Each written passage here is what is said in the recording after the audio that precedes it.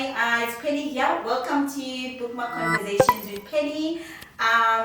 We are back and bigger than before. And today I have a special guest, Jo Watson. I've been wanting to speak to her, and today is such an honor for me for her to actually be here on the Bookmarked Conversation, just to talk about herself, just to find out what inspires her, what tickles her, why she chose this genre to write, and what are her future plans, what's going on in this space. So Jo, over there. Thanks for having me. Thanks for watching and listening, everyone.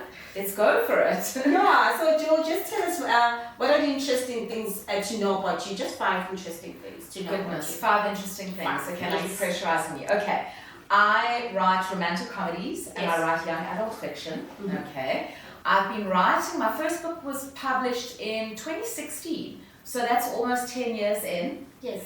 I started on Wattpad. I don't know if you know Wattpad, the social media. Yes. Reading You have a huge following there. Yes. So I started on Wattpad. I know like a lot of people, when I started on Wattpad was sort of in its beginning phases. Mm-hmm. And it was mainly seen as a fan fiction website, and like the writing was sort of looked down upon on Wattpad. But I'm very proud to say that I started on Wattpad, and Wattpad discovered me. I got into this line of work by winning a writing competition. Yeah. I wrote a book, first book I ever wrote, and I won, which was bizarre. I don't know, it just happened. And the fifth thing about me. My goodness, I can't even think of a fifth thing. I like dogs. Yes. I like dogs a lot. We've got 2 little rescue dogs, and I love my dogs. There we go. Wow. There we go. Awesome. You love dogs. I do. Oh, I also love dogs. No, they're so cute. They're very cute. They're very cute. Okay, so so what I wanted to find out, like the genre also that you write on. Yes. Right? You write on a very specific genre. Okay, why the genre? Why did you choose the genre? Okay, this question people ask me, and I'm going to give you a weird answer, but it's a very truthful answer. I've always been a writer. I studied theatre at the film school at AFTA, and I kind of went into, I wasn't an actor, I'm a terrible actor. I went into sort of writing, directing, producing, and then from there, I was a playwright, and then I kind of wrote TV. I was a writer and storyline on Rhythm City. And I always focused on comedy, except for the Rhythm City part. Yes. But all of my writing was comedy. All of my plays, I went into copywriting, I went into online comedy content, I went into all these things. So primarily my entire writing career has all been comedy writing. Yes. So it just sort of happened. I wrote a book, and like I say, I had no intention of writing a book. I never considered myself to be one of these people that's going to become an author. Yeah. I thought I'm going to be I'm a TV writer, I'm a playwright, I'm a copywriter, I'm a list writer. And I accidentally stumbled into writing books. And it was kind of natural. I wrote comedy, I wrote on Rhythm City. Rhythm City is the angsty romance, and I wrote comedy. And those were the 2 things that I just knew the most. So they kind of just melded together, and I just started writing romantic comedies. It just came naturally from these sort of 2 things that I've been writing for so many years. Okay, so then my next question is, have you ever written something that's outside your normal in terms of books? In terms of books, I have. So a friend of mine, we published some very hectic eroticas some years back under a pseudonym, which I shall not mention. So I've written erotica. I've written science fiction, which I'm busy writing now. I've written thriller, which I've got on Wattpad as well, which I'm also busy kind of working on.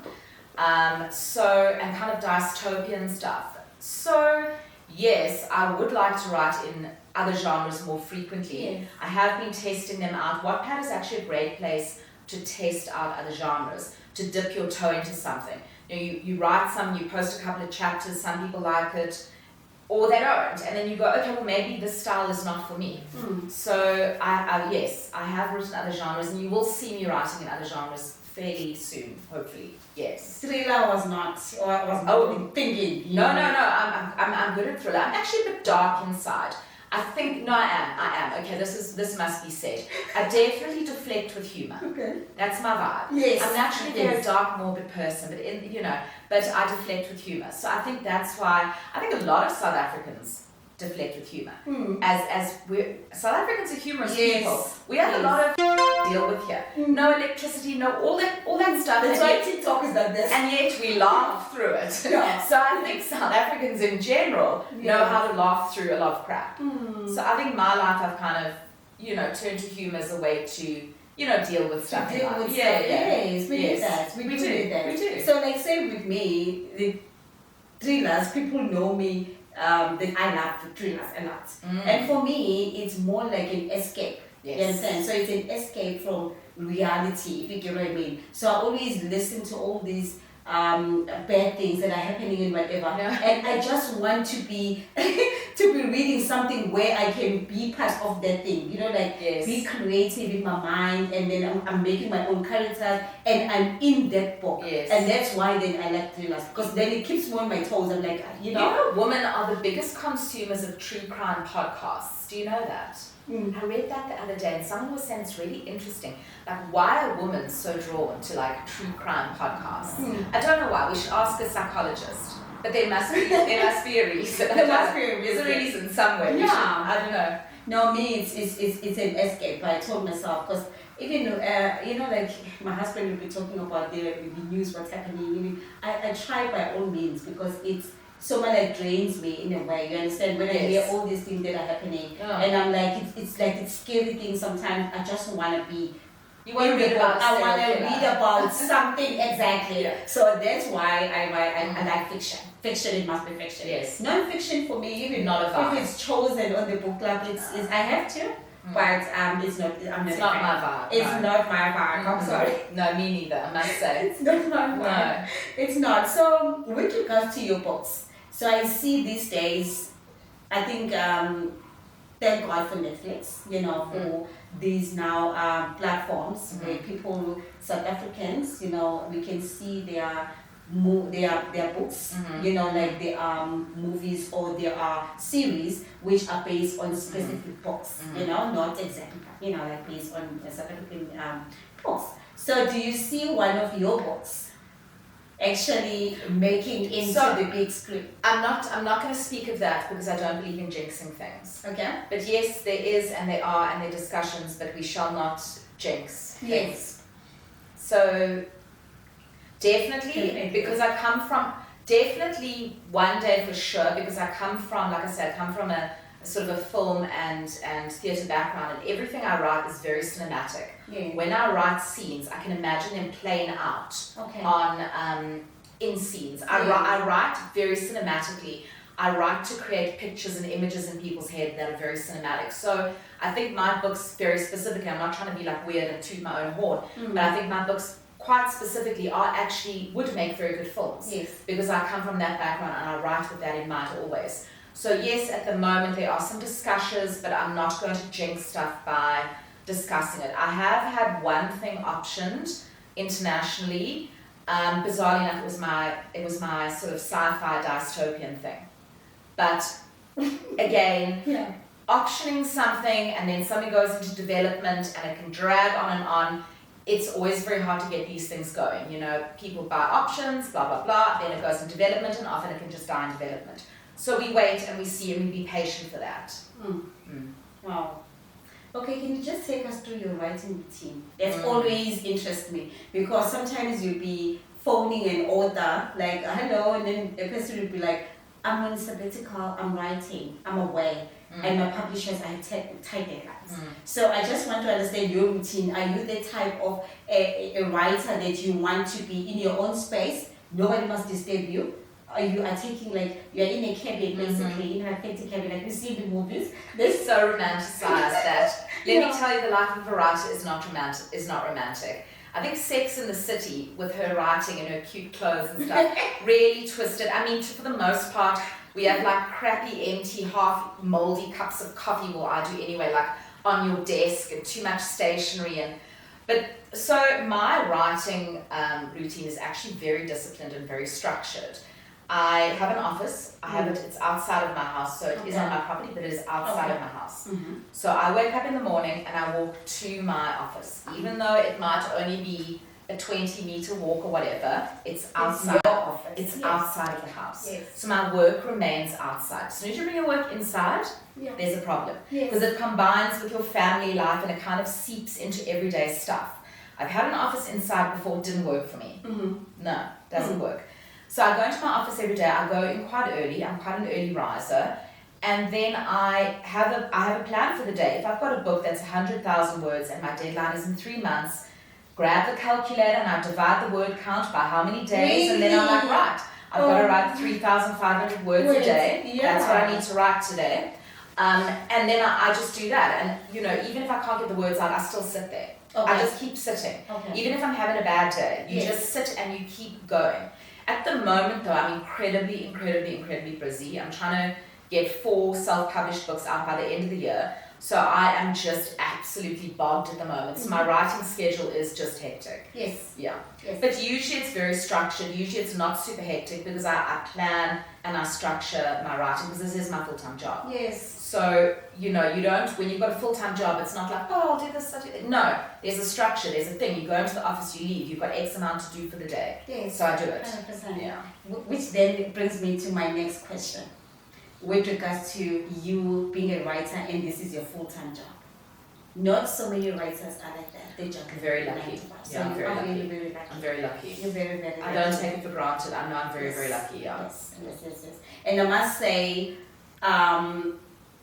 with the authors that has visited us in our book club, they really look up to you.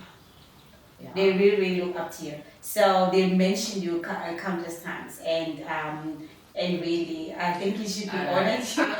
I am honoured, and I think it's very nice, and I do try and give back as much as possible as well. Yes. Because I think, you know, South African writers are very overlooked. South Africa is quite overlooked for a lot of things, to be perfectly honest. I think, you know, Netflix Africa is doing great work now. We've seen a lot of South Africa. You know what I'm saying? Yes. But traditionally and historically, South Africa is kind of like a little bit of an Africa in general is quite overlooked, right? So I think there's so much potential in South Africa, especially a lot of South African authors, and I think it is our time to shine. Yes. I think it is our time to get recognition overseas. Yes. And I am seeing it. I'm starting to see it with other authors. You know, there's a friend of mine, Natasha Anders. She does better than me. I don't know if you know the book The Unwanted Wife.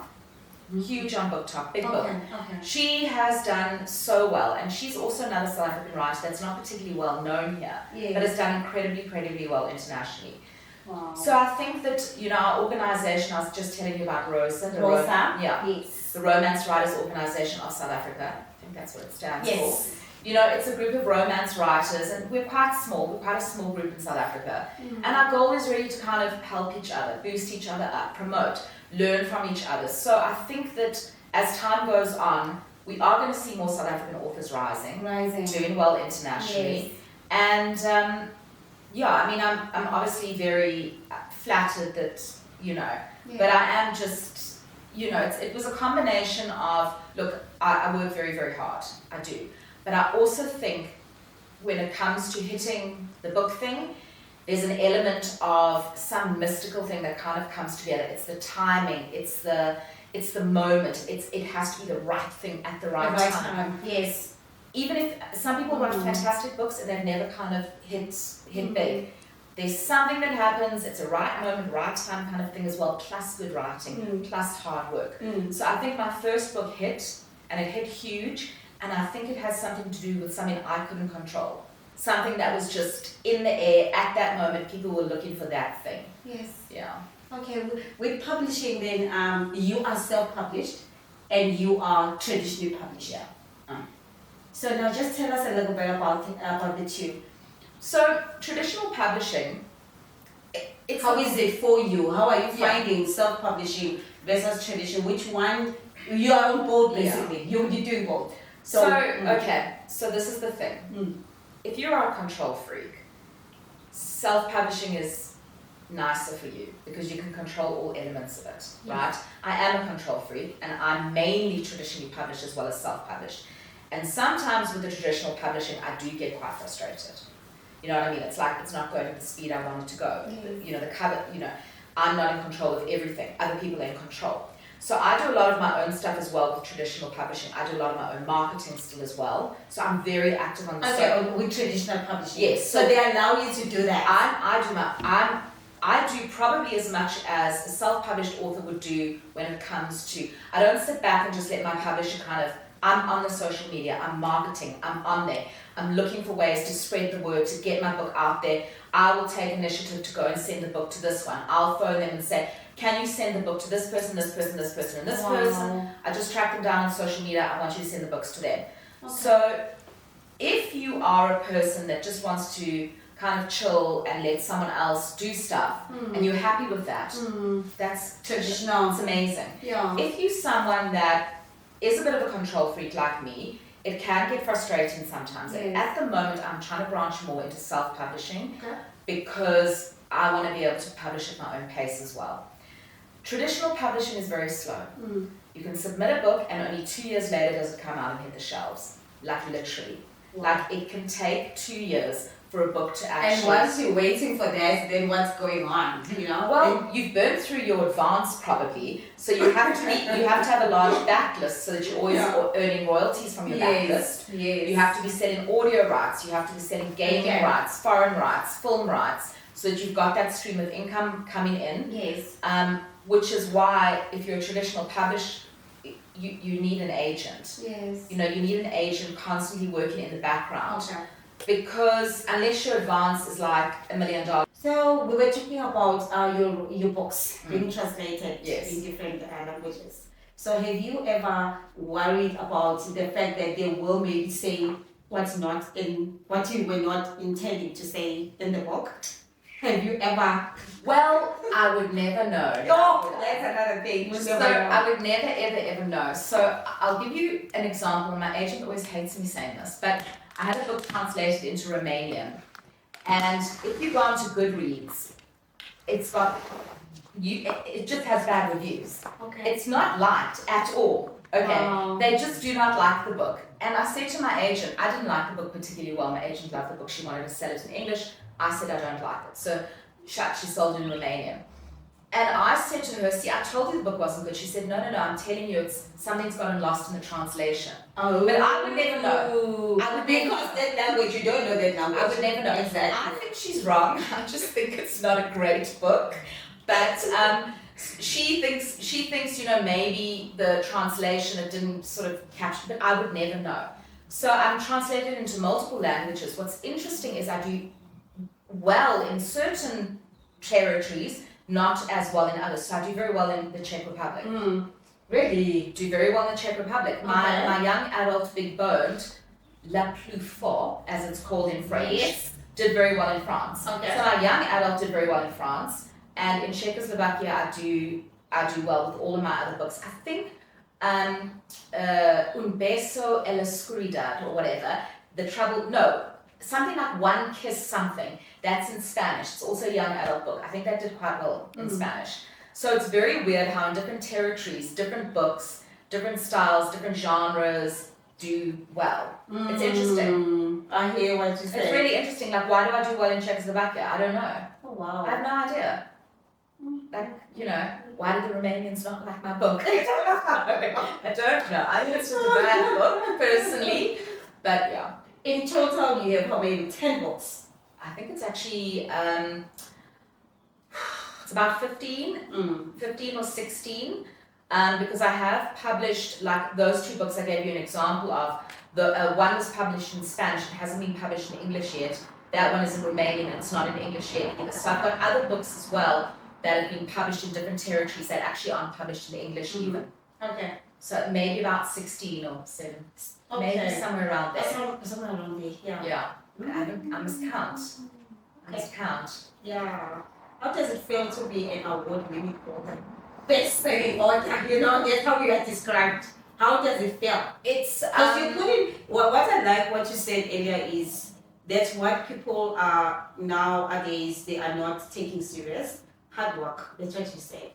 And I always say that the people are like they always say no smart, you know, work smart and whatever. Yes, you can work smart, like you are saying. You are actually organizing. Yes. I think that is working smart, but also hard work. I've worked very hard. In the beginning of my career, when I first started this, I sacrificed weekends with families, I sacrificed holidays away, I sacrificed going to this one's birthday party and this social event. I worked through nearly every single weekend for years. And that was because, I suppose a part of it was like fear in a way. I had quite a successful business prior to that, and I won this competition and my book got published, and I was feeling I wasn't really into what I was doing anymore. I'd had some horrible experiences and I wasn't enjoying it, and I just went, you know what I'm going to do? Yeah. I'm just going to close that completely. That had been up and running for like years. I'm just going to close that, and I'm going to focus on book writing. And I'm just going to do it. I've got savings, I've got X amount that will last me X amount, and that's what I'm going to do. So I think a lot of it was fear in the beginning. I was like, I've got to make this work. Because I just closed down and shut down and stopped doing everything I've been doing for years. So I've got to make this work. But I've always been a hard worker. I always put in probably more effort than I should. It's just the kind of person I am. I don't like to feel like I've done something not to the best of my ability or not the best I can do. I wouldn't feel good about myself then at all. So yes, but I do think, like I said, it's luck as well. Maybe not luck as some kind of weird, mysterious timing thing. There's some stuff has to align. You were just right there at the right time. At the right time, people wanted this trope. They wanted to read about firemen who saved kittens and women, who were in the Regency period at that moment, and you just happened to write a book about that at that moment. Awesome. So now it leads me to the next thing now. Yes. The trends that are happening currently. We have the famous book that's happening now. Yes. You know which book I'm talking about. We spoke about it. Which one? Where is it was? In Ends With Us, Colin Hoover's book. I haven't read it. You haven't read it? No. So what are your thoughts in terms of those kind of books, and the fact that the message that is portrayed on those books, or message that's coming out of the books, whatever is happening in the book, is not a good thing, but then the book is popular. Everybody needs to have a book. Okay, so this is a big convo. So I haven't read the book myself personally, so I can't speak on it from that level. What I do understand though is that a lot of people are saying it glorifies abuse. What I also understand is that Colleen Hoover actually comes from a family where she experienced domestic violence. Okay. So I've read things that say that she's writing from her own experience. So I think we're looking at a situation where we've got an author who's writing from her own experience, but then we've got a situation where a whole bunch of readers are going, but you're glorifying abuse. Yes. So does it glorify abuse? I don't know. I haven't read it, but I do know 100% the author wrote from her own experience. Yes. So if her experience is however it's portrayed in the book, that is her experience. Yeah. And a lot of people, I do think, I won't go into a whole bunch of stuff because I know but I do think people also need to chill a little bit with this lashing out at people online. Because the anger and the hate and the kind of cancel thing that goes on is quite hectic, and a lot of authors have been subjected to it, where someone will say something untruthful about an author. There was an author the other day who got accused of being a pedophile or writing about pedophilia in a book. You remember that? I can't remember her name. It wasn't true. But people jumped on the bandwagon and they dragged her through social media. And it's not good for your mental. It's not good. These are people, hey? Yes. These are people who are also writing fiction. Yeah. But it's us, like on our phones. People don't think. We're not thinking the time. We're just writing, and we're not understanding the impact, on the person that's on the receiving. And we've all done it. We've all done it. We're all guilty of doing this. I'm guilty at some points in my life of writing things I probably shouldn't have written. You get worked up. You get caught up in a moment. Absolutely, of course, we've all done that. But I think at the moment that we find ourselves in, especially with like book talk and all of that kind of stuff blowing up, I do think we all need to take a pause. Exactly. I do think we all need to go, there is a person behind this book. She is writing fiction, or she's not writing fiction. She's writing from her own experience, so we can't judge. But it's still a human being behind the story. It's still a human being. Let's not drag her so much so, because I do know my agent is international. She tells me quite a lot of stories about quite big authors. I'm not going to name whose mental health is really, they are struggling. They're really, really, really struggling because of stuff that's happening online. people are saying what people are saying. Yeah. And they can damage a person.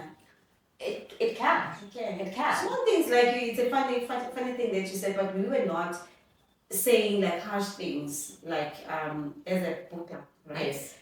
So we'll do stuff like if you were reading your book.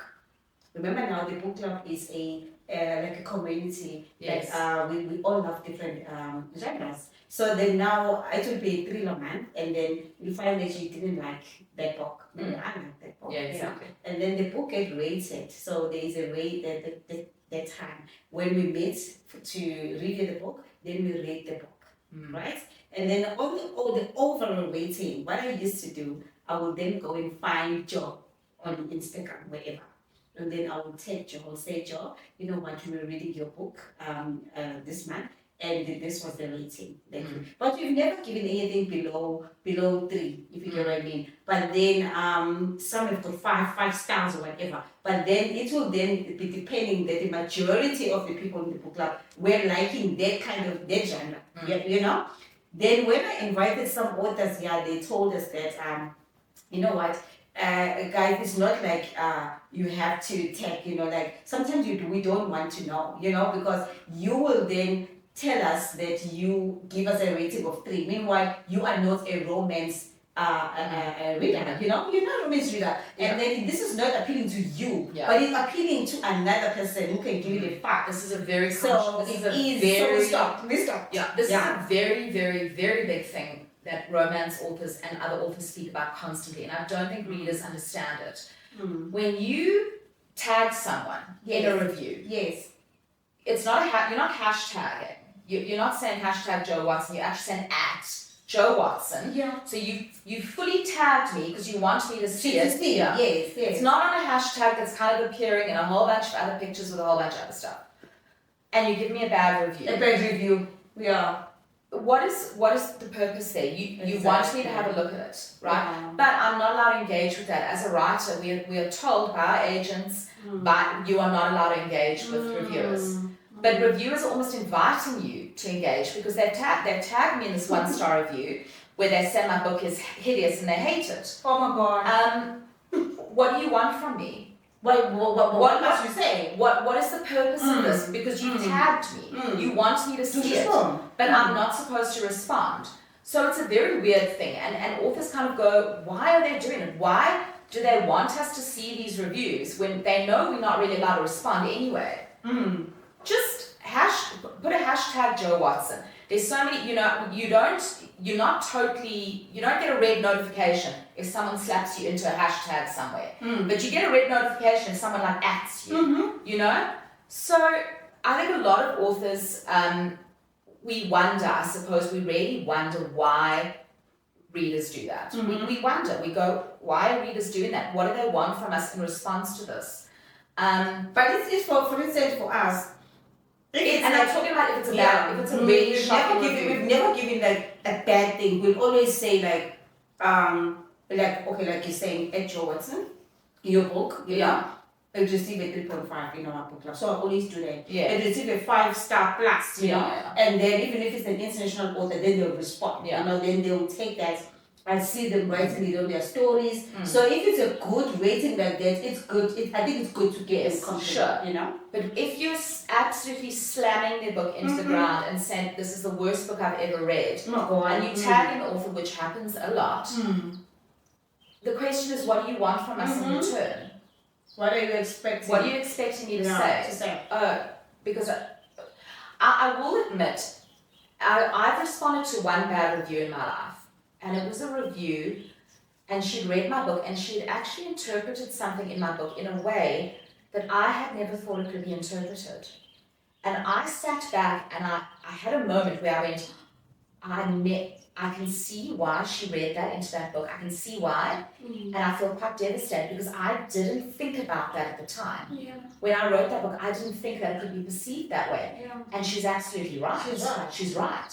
So I wrote back to her, and I said, thank you for sharing this with me. You are absolutely right. This is not something I should have, if I think about it now, I should not have written that because I can see how that is just not cool. It can be perceived in a way that's just. Yes. Okay. And I thanked her for pointing it out, and I totally agreed with her. Mm-hmm. And I would actually love to go back and change that in my book. Okay. I've spoken to my publisher; they don't like going back and changing things. So.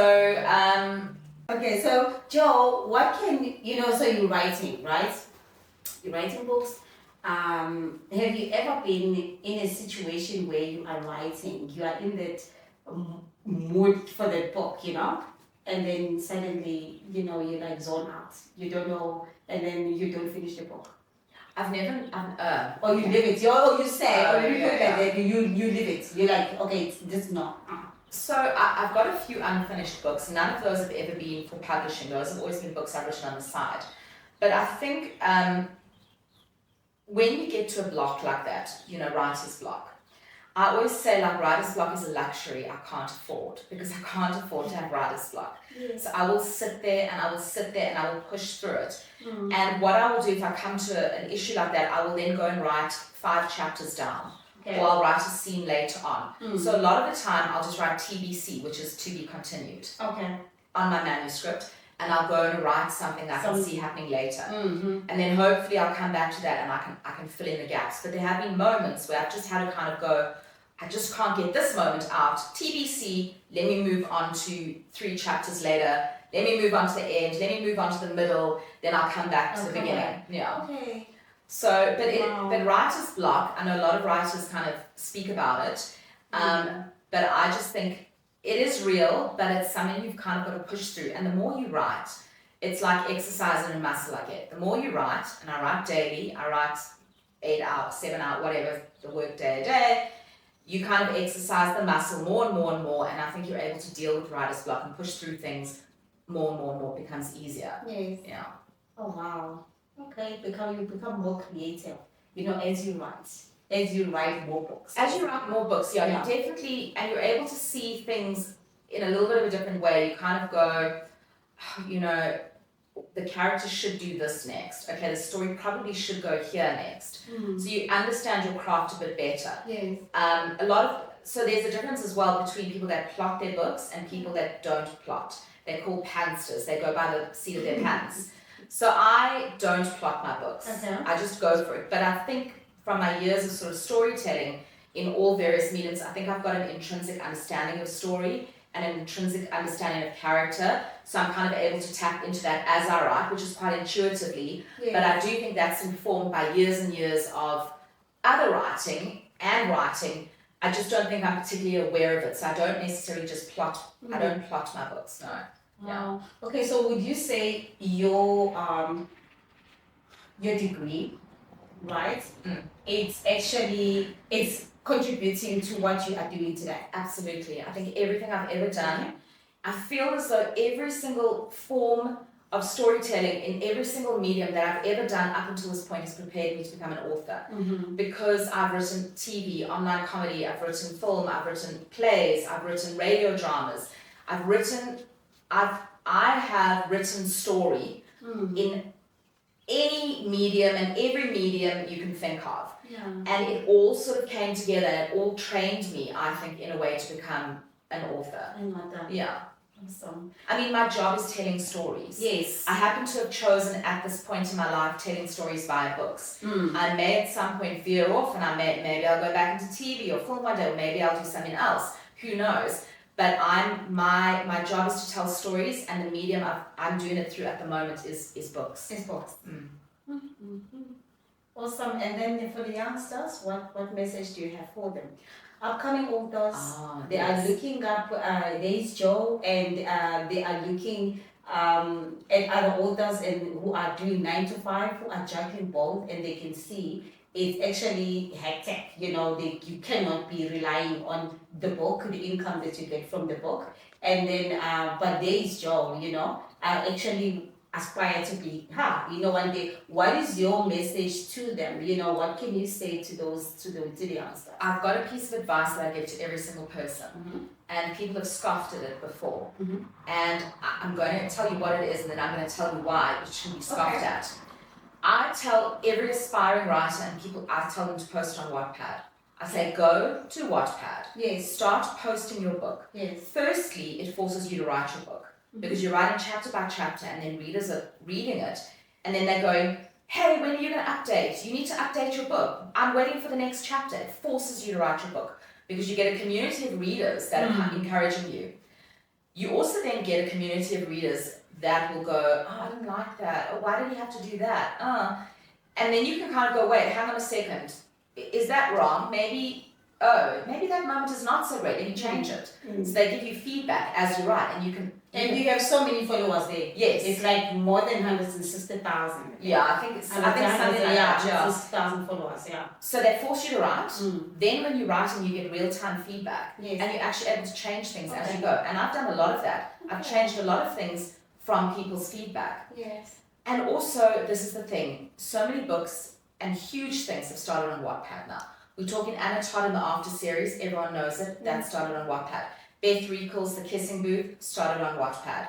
I mean, there are so many, I know there are more, I can't think of any more now, which is lame, because I know there are a whole bunch more. They started on Wattpad. That time when you started, it was a free platform. The platform was free. It was 100% free. It still is free. You can still read 100% free. Okay. Certain books are behind paywalls. So you have to buy coins or whatever to read and to keep reading. But for the most part, you read for free on Wattpad. Some books are behind paywalls though.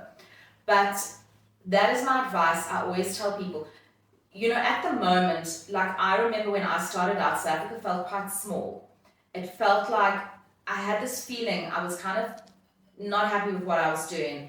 There were many factors, and I kind of just felt like I just want to write stories that reach more people. I felt this is a bit small here. I want to be able to, and there were sort of rules around how you could write in South Africa. It was kind of dictated by a whole bunch of stuff, and I was like, I want my books to go out there. I want my stories to go over the oceans. I want them to be out there. Yes. And I stumbled on Wattpad, and Wattpad gives you instant access to the world. You can publish your stories, and you can have someone from Philippines. I'm big in the Philippines. People in the Philippines love me. It's weird. Most of my followers from. You can have people in the Philippines, to Papua New Guinea, to the Central African Republic, to the whole world can read your story in an instant when you press publish. Yeah. That's amazing. Yeah. So it's kind of like it brings your stories to the world. It brings your stories to a platform that's actively always. People want more. They really to just you drop it there and then they ask. And Wattpad is actively always searching for books to publish because they've got a publishing. They have a publishing company now. They've got a film company. They do a whole bunch of stuff.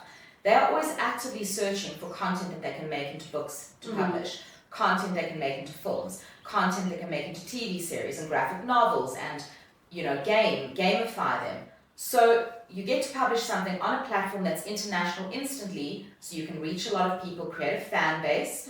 If you create a fan base of followers, you could self-publish them, and you've got all these fans that are going to read your books. Yes. So I always say to people, post on Wattpad. That's just what I say. Yeah. Think big. If you're a South African author, stop thinking about South Africa here. You're not going to make a living just selling books in SA. Yes. There might be a few authors that have. I think a lot of it is the non-fiction or the memoir, because that's what people in South Africa buy. That's what they buy. Yeah. You've got to think outside of South Africa. Yeah. How do you think outside of South Africa? How do you get your books out there? Post them on a platform like Wattpad. Post them on Inkit. Post them on Radish. There are so many platforms now that you can post your stories on.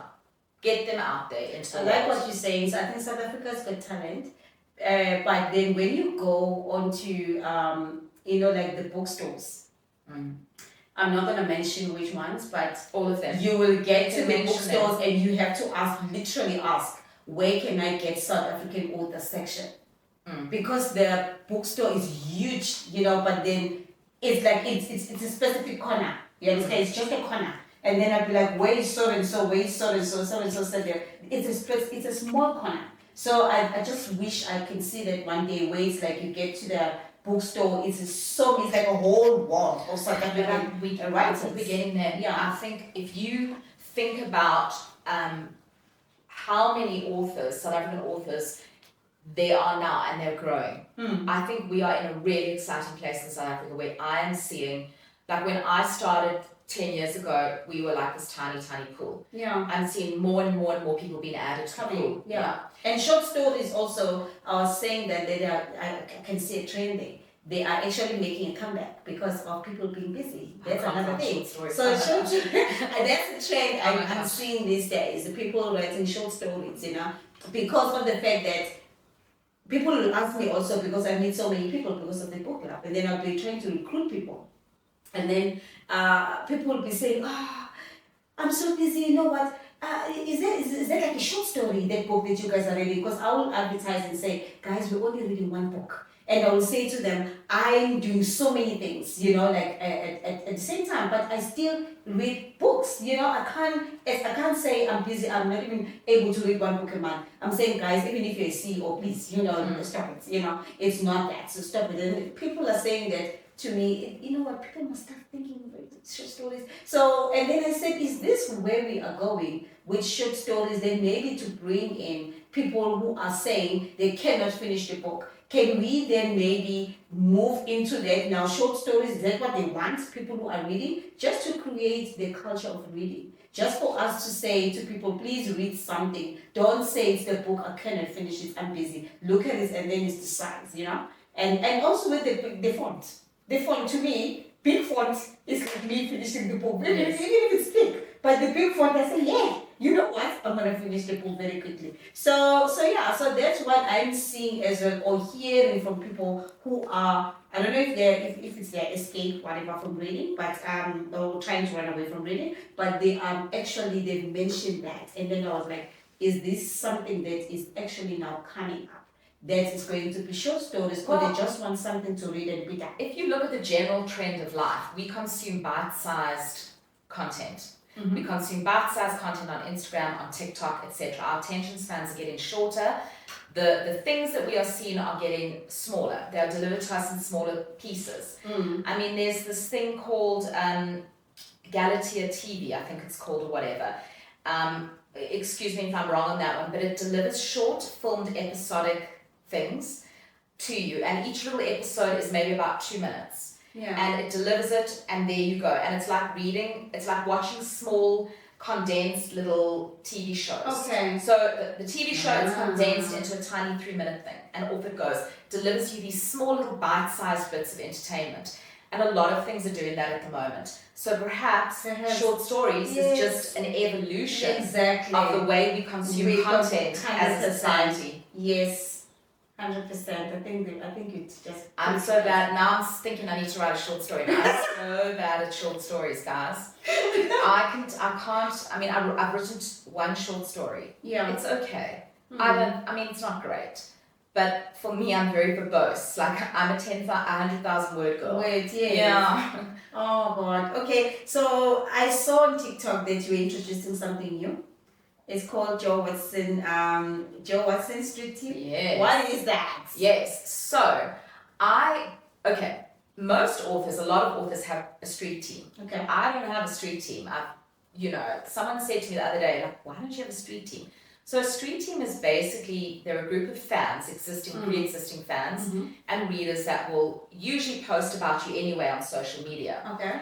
But you kind of gather, it's like a hype squad, basically. So you kind of gather a group of people together that are already fans, you give them early access to arcs, you give them, promos and specials, and they will then read your books, they will promote your books, they will post, if you share in a graphic on social media, they will repost it and share it.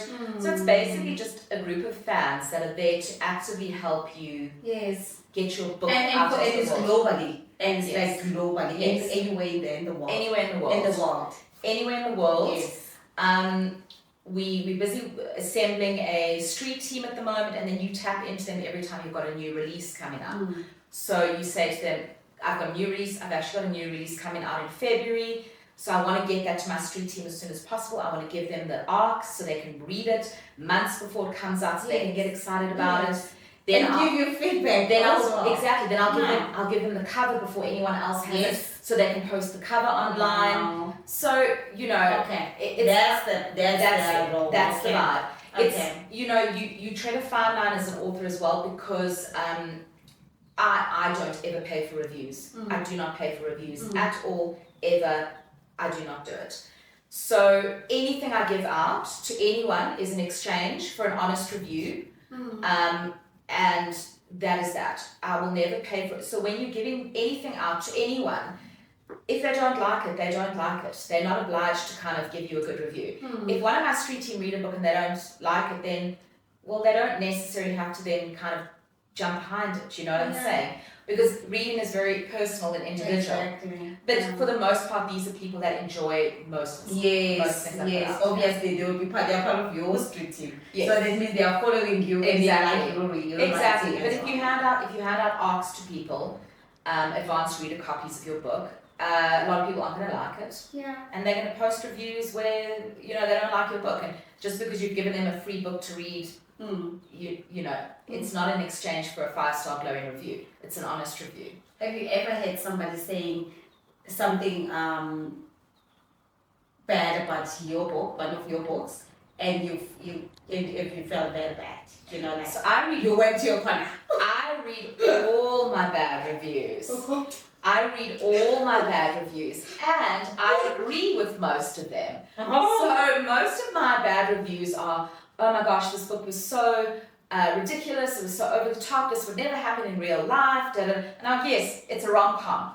It is ridiculous, it's not going to happen in real life. So I'm like, okay, that's a fine, that review is fine for me, because that's, not their vibe. I've had 2 reviews that have really pissed me off, only 2. One was accusing me of being phobic of one of the members of the LGBTQIA plus community, which I'm not. It was something that a character said in a book, and it wasn't derogatory. It was, this person perceived it as such. It was not true. So there's also a thing, in fiction, you're writing fiction, you're also writing characters that have different opinions. Yeah. You might write a character in a book that is anti-gay, for example. Yes. And the point, you might write a book about a young girl who's coming out as gay, her father doesn't accept it, etc., whatever. And that doesn't mean that you are... Yes. You are writing characters with different opinions. You are writing those characters with different opinions and drawing on different stereotypes for reasons, for the point of storytelling. It doesn't necessarily mean because you have a character that goes, I hate the color purple in a book, that you as the author hate the color purple. Yes. And a lot of the time, readers might read something and then they attribute that to the author. They attribute what that character said to the author. And they go, that author hates the color purple. Now, I hate that author because she hates the color purple. Oh, wow. That has happened. So I've had that happen. That happened, and I was quite upset, and I just thought it was I think out of all the reviews, most of them were positive. There were 2 that kind of said this, and I thought, okay, well, maybe I need to be more careful in the way I word things, but also you can't just completely obsess over everything. Sometimes someone has to say something that not everyone's going to like, but it's part of the character in the book. But it just offends that one particular person or that particular group of people. And there's nothing you can do about it, unfortunately. Then the only other thing that really upset me was I wrote a book called Big Boned, which was a YA novel that dealt with a girl living in a plus-size body. Yes.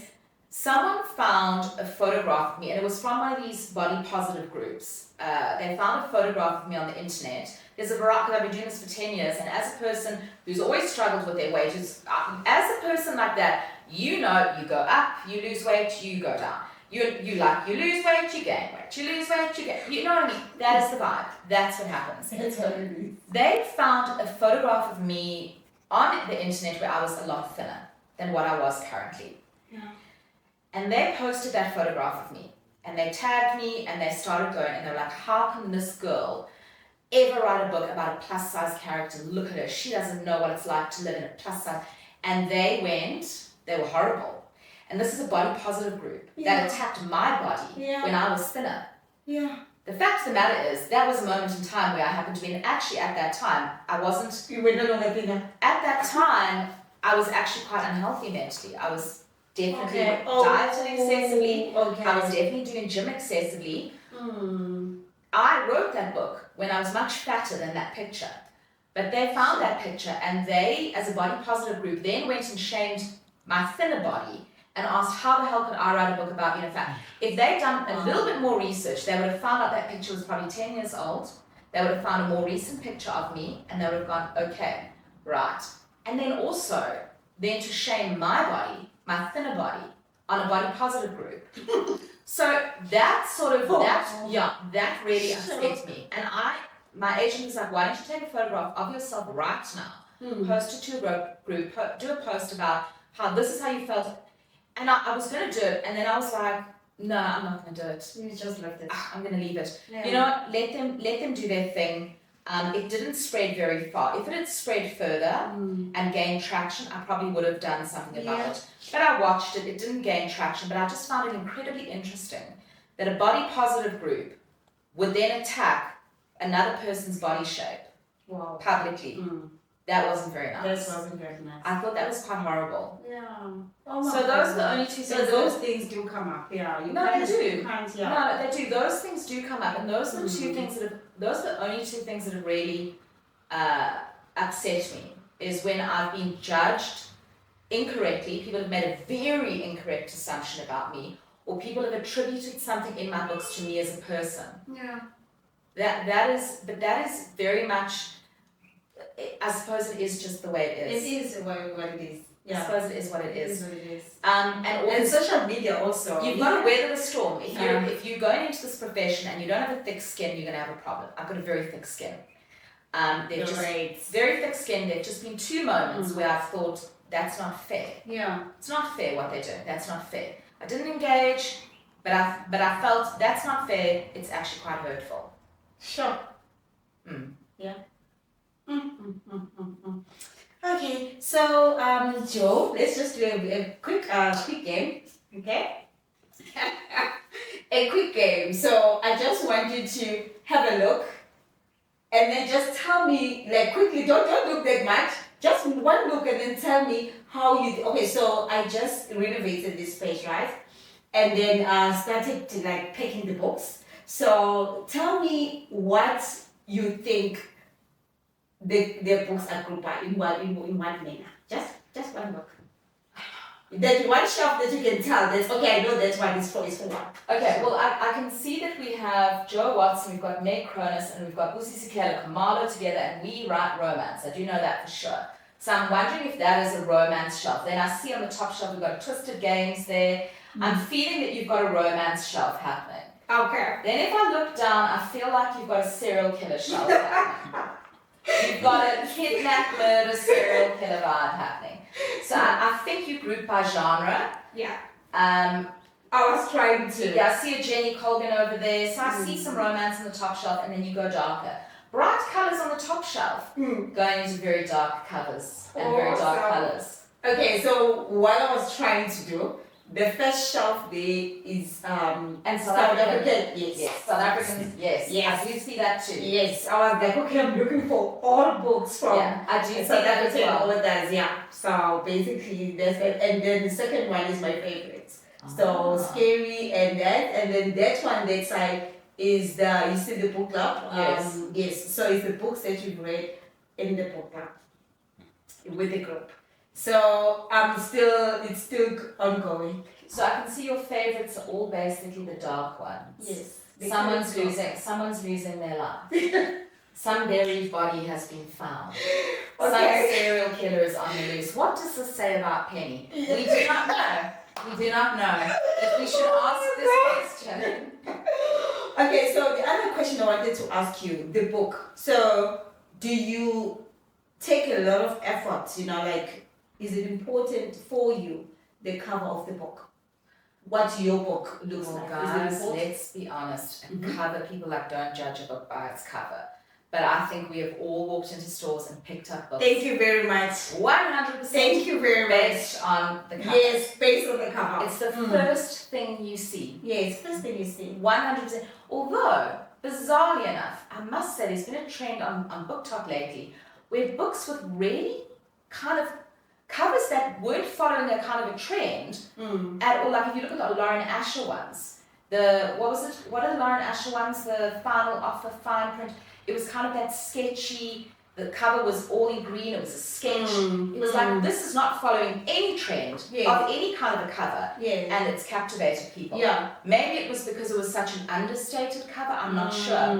But we do generally judge the book by its cover. I always say that because sometimes I walk into, let's say I'm at the mall, I'm walking into a bookstore. I was not planning to buy the book, but because I'm a book person, and I'm just walking to see if there's anything, interesting that I will see. And then I will just, the cover of the book will make me stop to say, oh, hang on. And then I'm reading the back and I'm like, oh, it's an exciting book. So I've bought so many books based on the cover of the book. I think it's very important your cover speaks to the style, the genre, and the vibe of your book. So mine are all very cartoony, they're very light, they say rom-com. Yes. You can't walk past that and go, that's rom-com. Exactly. So it should speak to that, I think. And I love this book, by the way. Thank you. And if you are traditionally published, you don't really have a massive say in your covers. You might be able to do tweaks. It depends. Like sometimes it depends. But they'll send you a cover, they'll propose one, and you'll go, you might not love it that much, but that's what they've kind of gone for. And then you can say, well, maybe we can tweak it a little bit, do some pink, do this. I'm very lucky. I've only ever gotten good covers. Okay. I've never gotten a cover. I've never gotten a cover that I wanted to cry about and hide and go, oh my gosh. When you self-publish, you can do whatever the hell you want on the cover, which is amazing, which I love. So the books I'm self-publishing now, I'm doing something quite bizarre and out there with the covers. I don't know if it's going to work. I don't know. But I'm trying something very interesting that I haven't seen, and I'm going to give it a bash.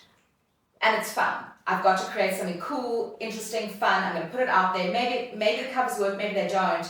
But it's kind of fun to be able to have complete creative control over your covers. Awesome. But I'm lucky. My publishers do amazing. They're covers. always on point. They get it right. They do amazing covers. I'm so lucky. I know a lot of authors struggle with that, and I know in Rosa a lot of authors have come almost with tears in their eyes going, look at this cover. And you kind of look at it and you go, oh my God, it's not that bad. It's horrible, it's really bad. But you're kind of like, oh, it's not that bad. To make them feel better, but it is bad. Yes. I've seen some bad covers come out, Okay. So one game we're going to play. I just want you to stand up, not these ones, that side. Pick a book from there, from those books, and just don't look at the back. Come stand here and tell us from reading the front cover, what do you think the book is about? Okay. Pick a book. Okay. This is called My Darling Daughter. Yes. This is about a woman that gives up her daughter for adoption. And that daughter is actually a serial killer, like a psychopathic serial killer. And later on in the story, this daughter decides to hunt down her biological mother, and she comes and murders her. Did you read the book? No, I haven't read the book. Tell the book. Okay. Out of the blue, he's contacted with social media, and a girl goes, oh my God, no, you're joking. No, you're joking. You can't tell that. No, you're joking. No, I see the word adoption. Wow. No, you're joking. No, you lie. I swear to the way you were describing it on this way. Did you? No, I didn't read the book. I didn't read the book. I knew it was a thriller. I knew Darling Daughter was like a play on Darling Daughter, so I knew the daughter had to be evil. Do you know what I mean? I'm adopted, so it was the first thing I sort of thought about, like an evil daughter. So no, I have not read this book. I swear on my life, I have not read this book. Wow, it's an amazing book. It's Okay, I'm going to read it now. Yeah. Okay. Oh, wow. Just look at that. Okay. The way you started on it, I was thinking, hey, this lady, she read it. Nope. She knows the book. I swear, I mean, you can see from the reaction on my face, I think, that was genuine. This is genuine. I haven't honestly read that book at all. Oh, wow. But I mean, Darling Daughter, it made me, it's going to be an evil daughter, right? Yes. And then because I'm adopted, I thought, oh, it just popped into my head. Yes. So, oh, man. Thank you so much, Joe. Let me just see if Penny has anything that she's missed. Yeah, so I just wanted to find out on your, what are you currently writing at the moment? What is it? What are you writing? No, you're not going to tell me the name, but what are you busy on a project? at the moment? I just put one of Penny's delicious snacks into my mouth and started chewing right now my microphone, which wasn't very smart. Right. So, I've got a book coming out in February called The X Effect. It's going to be, it's traditionally published. Okay. It's a rom-com, but it's going to be a bit more steamy. Oh. Lot more spice. Lot more spice. Because my readers have been, you know how spice is just taken off, guys? Everyone wants the spice. Everyone wants the spice. They want the spice. So, this is going to be a lot more steamy and spicy because my readers have kept asking me for spice. I'm like, right, you want the spice? Here's I'm the going to spice. give it. Here's the spice, guys. So that's coming out. I'm busy doing a final copy edit on that. Then I'm self-publishing 3 books this year. They were originally published in the UK. I retain the US rights for the books. That means I own the books in the US. Okay. So I'm self-publishing them in the US. And then I'm busy working on my 4th book for Headline, Love at First Flight, What Happens on Vacation, The X Effect. That was part of a 4-book series, 4-book deal. Yes. So I'll be starting my 4th book soon. So, and then I'm also writing sample chapters of something in a different genre that I'm sending to my agent. Yeah. So at the moment, it's a bit chaotic. I'm not really working on one thing. Usually I prefer to focus on one thing and one thing alone. But for some reason, all of a sardine, the world and everything has kind of conspired to kind of climb on top of each other into this big thing. Wow. Amazing. Oh, guys. Okay, thank you, Joe. Thank you so much for your time. Thank you for having me. So, ladies and gentlemen, it's Jo Watson. She is an award-winning author, and she's written over 10